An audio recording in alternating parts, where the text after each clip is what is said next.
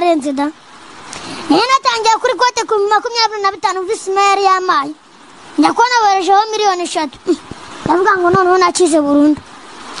buri kwezi boreza 180 ndavuga ngo Jesus Christ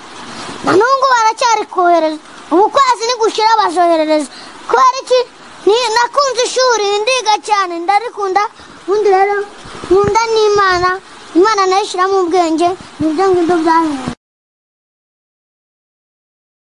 ngo bitazi kwigisha icyambere icyo kigo nicyo nabanjije hosha kitigisha seti Katerine Makoko ntabwo kigisha umunyeshuri aho yize mu gitondo hageze sene bamwihorera reka da singaho magara ku buryo ibintu bitameze neza warabirebye ufata umwanzuro wo kuhava nese mvuga mise shiraho 0 + 0